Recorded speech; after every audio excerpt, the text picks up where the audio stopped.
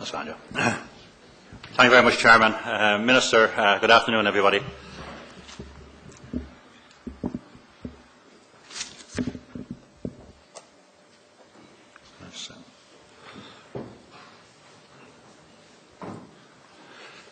Yeah, I'm just going to set out there how I'm going to approach this session. First of all, I'm going to set out the context for social protection provision. I'm going to look at some key areas of social protection spending. To focus on the unemployment of the 80s, how we addressed it. I'm going to look at the Danish model of flexi-security and see what lessons that has for us here. And then finally look at what should be the priorities for the approach now to unemployment. Now, in current circumstances where there's an economic crisis, there's always a danger of old attitudes coming back within society. In my view, the essential thing is to protect the most vulnerable in society. But I think it's useful to remind us what attitudes were under the poor law system. And just to give you a quote from an English philanthropy organisation back in 1881, there can be no doubt that the poverty of the working class of England is due not to their circumstances, which is more favourable than any of those of any other working population in Europe, but to their improvident habits and thriftlessness. If they are ever to be more prosperous, it must be through self-denial and forethought. Now, that was the poor law mentality, the concept of the deserving and undeserving poor, the deserving that would be organised, looked after by philanthropy, the undeserving poor sent to the workhouses where families were often broken up. It was seen, poverty and unemployment, or want of work as it was called, was seen as part of the individual's defective character. And that only began to change after the Second World War, when first of all the Beveridge report on social insurance and allied services of 1942 was implemented by the post-war Labour government. We then had the UN Declaration on Human Rights in 1948, which had important new social and economic rights. Article 22 on right to social security, Article 23 on the right to work and the right to protection against unemployment. So those attitudes changed fundamentally there with the Beveridge report. Again, in 1980s Britain, some of the poor law mentality began to come back again. Norman Tebbett's famous phrase, on your bike, as advice to the unemployed. Now, what I'm saying today is, in focusing on the unemployed, I think the Beveridge settlement, the Beveridge model that we still have, by adapting it, right, and making it more effective, is still the approach we need to take in terms of tackling unemployment. And don't forget, I mean, the core principles of the Beveridge models were, first of all, that you had for insurance contributions, you had unemployment benefit as a flat rate benefit. The idea that work must always pay was crucial to the Beveridge model. And it's still important and fundamental today. And the way Beveridge approached that was by ensuring, through children's allowances, that were paid whether you were in employment or unemployed, that was part of the system of making sure that it was always more advantageous economically to be in work. And finally, part of the contract was that if you were offered a job or offered training opportunities, you had to take them. That was conditional in terms of that approach. Just to look at some of the social protection spending that we have today, job seekers' allowances and benefits are about £4 billion, which is about 20% of the total. Pensions are obviously a big part of the total. That's likely to grow in future years. We still have a young population here, relatively in European terms. Quite a big payment for one-parent family allowance. Child benefit quite big, obviously, and illness, injury and disability quite significant. Maternity benefit, not hugely significant, but it's probably the only area where we actually are above the European average in terms of maternity benefit. Now, if you look at it overall, social spending, and that includes health and some housing spending, but social spending in Ireland is not large by European standards. NESC calculates, this is a 2005 developmental welfare report from NESC, and they use a purchasing power standard in their calculation. But Ireland, for example, was spending 3,875 units of purchasing power standard per capita whereas Denmark was spending 7,805. So we're not high by European standards by any manner of means. Unemployment benefits, as I say, are now 19% of the total, and it has increased dramatically over the past number of years. Benefit recipiency rates, or dependency rates as the OECD tends to call them, again are not high by European standards. As a percentage of the working age population, they're about 20%. Now that would have increased, obviously. This is a 2005 report, so that would have increased with the level of unemployment going up in the last 3 years. Against that, the population has actually risen fairly significantly. I don't have a precise figure for 2010 or 2011, but I suspect it's not hugely different. But the interesting thing about that is that back in the 1980s, when it was 12% of spending, that is the number of percentage of people of working age receiving a benefit from the Department of Social Welfare as it then was. When it was 12%, it went up to around 19–20% as unemployment increased in the 80s. However, as unemployment went down in the 90s and into 2000, the proportion didn't go down, because it was replaced effectively by spending on one-parent family allowance and spending on disability allowance. That's possibly an area that, in future may be looked at. What I want to do today is concentrate in relation to the unemployed and unemployment. And I will make this point. I think the social cohesion that we've had throughout this crisis is partly due to the fairly reasonable measure of consensus we have in relation to spending on social protection. We didn't have the riots in Greece. Yes, we had disputes in the public sector. Yes, we had difficulties, but not on a scale we've seen in countries such as Greece. And I think, in terms of our response to this crisis and our response in relation to social protection and the unemployed in particular, we need to bear that in mind. Now, I'll argue there's no doubt that we're in an IMF programme. We're not masters of our own destiny. Choices will have to be made.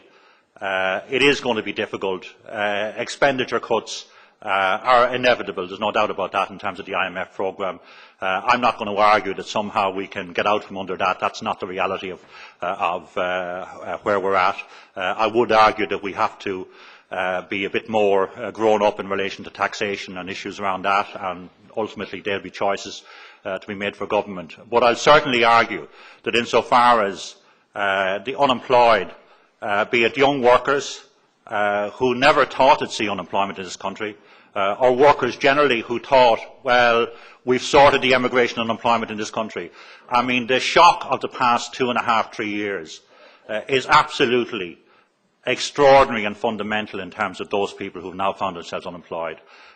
300,000 jobs lost in this economy in the last couple of years. And the one argument I will make is that whatever needs to be done, whatever ultimately the government decisions have to make, and I don't envy them their task, I have to say, that the focus should not be on the unemployed. They, in my view, should be the priority in terms of the trauma and the difficulties that they have been put in because of economic mismanagement in this country. So I think that's one of the essential points I want to make in terms of this, this presentation. Just very quickly, how we dealt with it in the 1980s. I mean, or the 1990s rather, the 1980s level of unemployment that built up was dealt with over time relatively successfully. And I say that advisedly, not having experienced unemployment myself. But in terms of the reports that I've looked at it, and NESC in particular, I think the conclusion is that it was dealt with. It took time, but it was relatively successful in alleviating the worst impact of unemployment. And Philip could well be right in terms of social schemes, in terms of effectiveness and all of that, but they did help to give people a connection. They did help to give people a purpose. They did help to keep people connected within their local communities. And I don't think we should necessarily decry that. Poverty traps, you've often heard of them in terms of people not having an incentive to take up a job. But by and large, they were successfully eliminated. I'm not saying there are not some of them there. The Nest said that there is a danger of them creeping back in. But again, in terms of child dependency allowances being frozen and child benefit increased, in terms of FISC being put on net income rather than gross income, in terms of back-to-work schemes that allowed people to have their unemployment benefit phased out and tapered out, in terms of retention of secondary benefits, by and large, the poverty traps were more or less tackled. A vast structure was put in place of area-based partnerships, local employment services to particularly focus on disadvantaged areas. And as I say, the general consensus is that over time it was relatively successful, particularly in mitigating the worst impact of unemployed on disadvantaged communities. Now, the evidence is there that the unemployed take jobs when they're available. But having said that, Congress did conclude in a recent, that's the Irish Congress of Trade Unions, right, in a recent report that insofar as in some disadvantaged communities schemes were kept going and retained even though jobs were available at that time, Congress has questioned whether that was doing favours to the long-term unemployed and disadvantaged in those circumstances. Now, as against that, the people in my own union who work in FOSS and are on the frontline service would say to me, well, look, there are times when people are not, as they call it, job ready, and it isn't just a case of offering someone a job. They have to have the confidence as well as the skills in terms of being able to actually function in the labour market. Okay, I just want to look at the Danish model and see what lessons, if any, are there for us. And briefly, the Danish model is as follows. It has what's called weak employment protection legislation. That is, in terms of notification to someone that they've lost their job, by European standards, the level of notification in Denmark, right, is lower. Now, it's not any lower than Ireland, I have to say. It's actually higher. So it's not that we, in comparable terms, we would be judged also to have weak employment protection legislation. The benefits are very, very generous, up to 90% in terms of lower paid workers, and for what they call the average production worker, the income protection for unemployment is around about 70%. So it is much higher than is the case in this country. They effectively have what would be called mandatory active labour market programmes, so that in essence you're on, once you become unemployed, the trade-off for the payment is that within certain periods of time you're offered, whether it's training, education, work placement, whatever, and effectively you have to take it. That's part of the deal in terms of the actual programme. Now again, expenditure in, as I say, in Denmark is much higher. Again, the NESC report using what they call PPS, Purchasing Power Standard. Denmark around 33,000, Ireland 17. So we're much lower than Denmark, but you can see we're significantly ahead of the UK. These are around 2005 figures that NESC prepared from Eurostat. Another feature of the Danish model is what they call job rotation and paid leave schemes, whereby effectively people who are unemployed can replace people who are going on early retirement for the equivalent payment that the unemployed get, sabbatical leave for education purposes for the equivalent payment that the unemployed get, or leave for caring responsibilities. And that's quite significant. Denmark's labour market is about 2,800,000, so it's higher than ours. They have about 800,000 employed in the public sector. Would that we ever had that? We have about 350 and going minus at a rate of knots. So it's a very different structure and a very different economy. But in terms of active labour market job rotation schemes, they're quite significant, over 100,000, and they're certainly been a part of the success of the Danish model for Denmark. Now, having said that, in my judgment, the Danish model is very specific to Denmark. It's not easily transferable to other countries, and it's certainly not easily transferable to Ireland. They have much higher rates of taxation. Total taxation, including social security contributions, is 49% of GDP. Whatever way we count between GDP here, we'd be sort of in the mid-30s compared to that. So it's an entirely different situation in Denmark, and frankly, while in the trade union movement we do aspire to the Scandinavian model, we do extol its virtues, the reality is that culturally we're not going to pay those levels of tax anytime soon, and there's no point in me saying we should adapt the Danish scheme wholesale, because it just is not going to happen. That's not to say that there aren't aspects of the Danish model that we could look at, and in my view, we could look at more targeted active labour market programmes. That is beginning to happen, I think, and I'll talk a bit, and I'm sure the Minister will talk about that as well. And I believe we could look at the Danish Leave job rotation schemes to see to what extent they could be adapted to our circumstances here. So what are the priorities? Well, in my view, there has to be a twin approach. We've got to get back to creating jobs. I mean, 3 times in my lifetime we've had mass emigration and mass unemployment. 50s, 80s and now again, certainly mass unemployment. The immigration maybe hasn't happened yet, but it will if we don't get to tackle the problem. The indigenous sector has got to be a bigger focus of the future in terms of our job creation.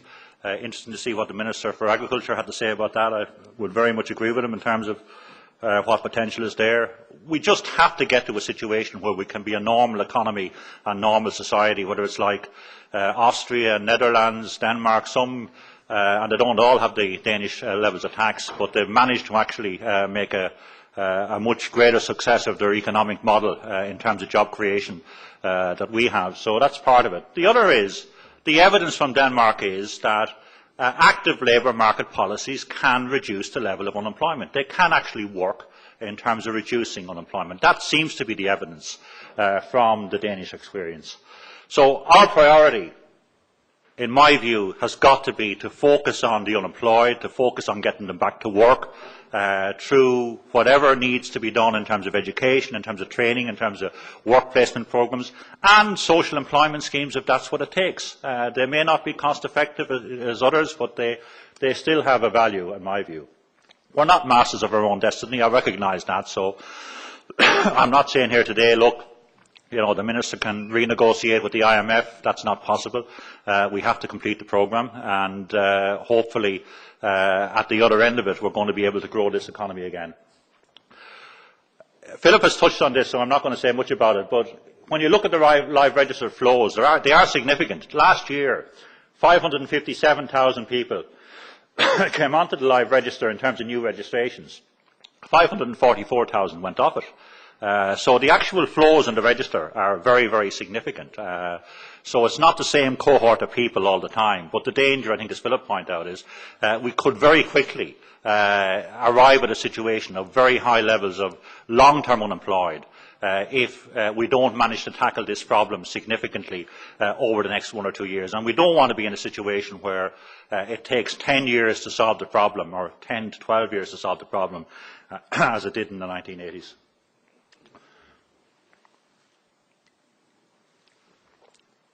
Just say a little bit about this now, because I'm sure the Minister is going to cover it, but I know it from the fact that because of the integration of FOSS and part of the HSE and social protection, it obviously involves us on the trade union side in negotiating around how all of that can be brought together. So the new employment and entitlement service of social protection, I believe, is actually a very important new initiative, and it makes sense. I mean, it's a single agency was always the norm in Europe. A better focus on active intervention will arise from it. The stated intention of the Department is to have a case management approach that will allow for individual personal progression plans, so that effectively people will be interviewed as part of the process in terms of claiming their benefit, and they can be offered plans, be it training, be it work placement, or be it educational opportunities. Congress also in 2011 made the point in terms of what Philip has already mentioned, the impact of unemployment on young people coming into the labour market, that we now need to contemplate measures we might not normally do. Traditionally we've had an aversion to compulsion on the unemployed. I think the thinking on that is changing, and the case management approach that the Department is planning will allow that to change. It needs to be a different focus today. It's a much higher educated workforce. We're 5th in the OECD for the 25 to 34-year-old age group. not so much in terms of the older age group, but I suspect, as Philip has pointed out, the unemployed are more in the younger age categories now. So we are looking at a much different category of educated unemployed people. The responses for that reason need to be different. The future economy will be based on higher quality, more innovative products and services. The Hunt report also made the point that we need to foster entrepreneurial imagination, focus on education and enterprise skills. That is going to be the key focus in the future. On the job rotation schemes, I believe we should look at that. I mean, it effectively means that you would look at allowing people leave on the equivalent of unemployment benefit to take up education opportunities, maybe to take up caring opportunities. If you look at the figures, Denmark, 30% of adults in 25 to 64 age group are in education and training. In Ireland, it's only 7%. There is scope, in my view. It's not going to save money, but it would be a potential to get the unemployed into jobs, keep up their job skills, allow other people to leave the labour market temporarily for 2 or 3 years while they're on education perhaps or caring opportunities. We need to explore that, in my view, and I think it will be useful for the department to consider some pilots in that area. I'm not saying it's a cost saving, but it doesn't necessarily be a cost either. I'm not saying either that it's something you could have in the long term, but as a short-term response to the current problem, I think it's worth exploring. So finally then, whatever constraints are there for social protection, and I don't envy the Minister's job in this regard, my view is that the unemployed should be the priority and they should not be the focus of cutbacks. I believe the new integrated case management approach by the Department has the potential to actually make a difference, right, in terms of the situation the unemployed find themselves in, particularly if it's properly designed with clear pathways. And the point I'm making is, yes, if you follow the Danish model, effectively then it's mandatory, not in terms of just telling people you're withdrawing their benefit, but in saying this is the actual programme, this is the option you have, it's an individual plan that each person gets, whether it's education, whether it's training, whether it's work placement programmes. How exactly the new SOLAS organisation, the VECs, are going to integrate into all of that, I don't know, but obviously the integration at local level will be very important. The job rotation, I think, has possibilities in the short term in terms of taking people out of the unemployed bracket and into the labour market temporarily, and a win-win situation all round in terms of improving the educational levels for the employed as well as the unemployed workforce. Given the higher levels of education qualifications among the population today, there needs to be a greater emphasis on entrepreneurial training. You can actually coach and train people to think in entrepreneurial terms and start their own business. Start your own business will be a more important part of it, in my view, than the unemployed who are less well educated in the past. And the SME sector also has to be an important part of the mix. Thank you very much.